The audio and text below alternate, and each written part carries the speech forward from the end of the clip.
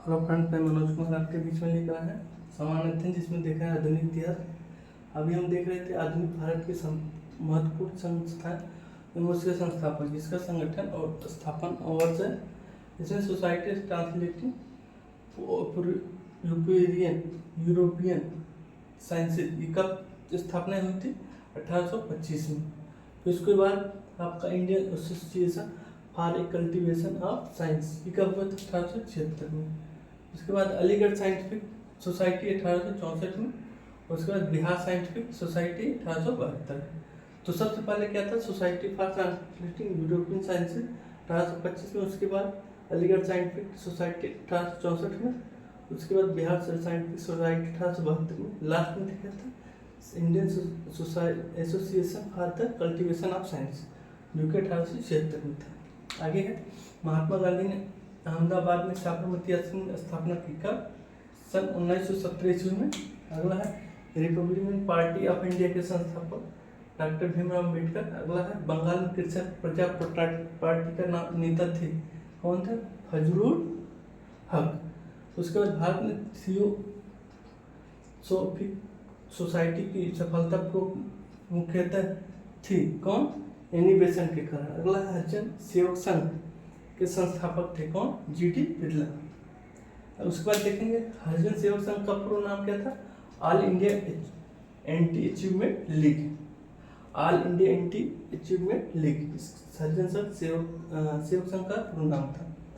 उसके बाद देखते हैं इंडियन इंडिपेंडेंस लीग की स्थापना कब की थी, किसने की थी? रास बिहारी घोष। उसके बाद है दार उलूम की स्थापना किए थे मौलाना शिबली नुमानी। उसके बाद है युगांतर पार्टी का नेतृत्व किया था, किसने? जतिन नाथ मुखर्जी। उसके बाद है लास्ट में भारत के विभिन्न गवर्नर जनरल एवं वायसराय। इसमें सबसे पहले सर्वप्रथम भारतीय राष्ट्रीय कांग्रेस के संबंध में यह कहा था कि वह केवल एक अल्पसंख्यक वर्ग की प्रतिनिधित्व करती है, कौन है? Lord Dufferin. उसके बाद है Lord mountain one boundary force का संबोधित किया था, किसको? महात्मा गांधी को। अगला है वह गवर्नर जनरल जिसके कार्यकाल में प्राचीन स्मारक संरक्षण अधिनियम पारित हुआ था, कौन था? Lord Curzon. उसके बाद है भारत में डाक टिकट का चलन प्रारंभ किया था, कौन? लॉर्ड डलहौजी। उसके बाद ब्रिटिश संसद में महाभियोग का मुकदमा चलाया गया था, वारेन हास्टिंग।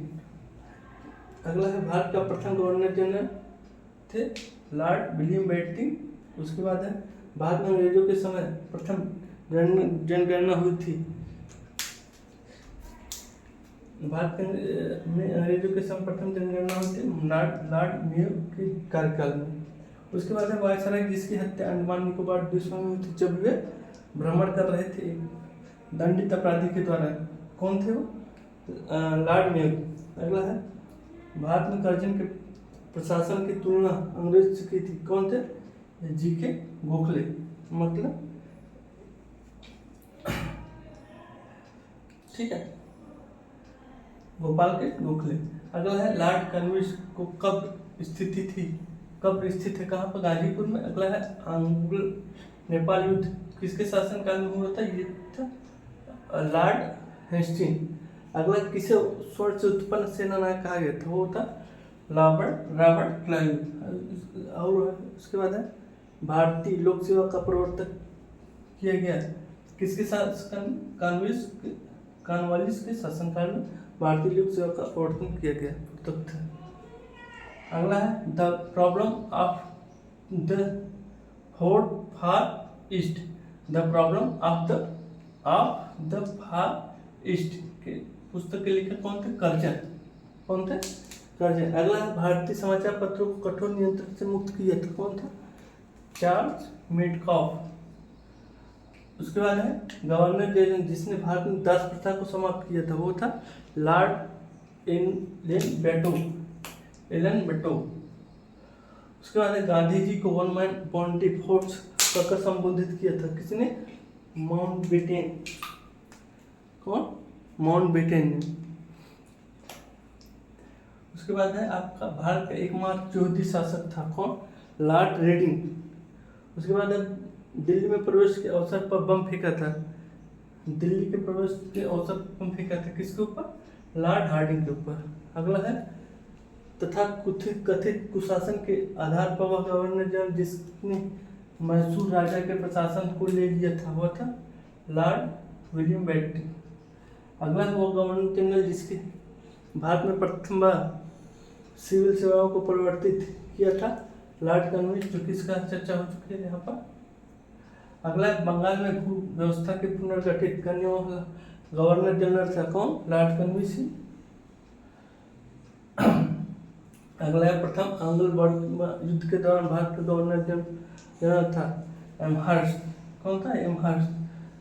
प्रथम आंग्ल बर्मा युद्ध के दौरान गवर्नर जनरल। अगला है भारत में दीपावली घोषणा की थी कौन? Lord Darwin. अगला है भारत में सर जॉन सोन की नीति को दर्शाया था किसने? गैर हस्तक्षेप नीति के रूप में। अगला है विभिन्न पत्र पत्रिकाएं पुस्तक एवं उसके लेखक। अगला सबसे पहले है the philosophy of the Bombay के लेखक हैं भगवती चरण बोहरा।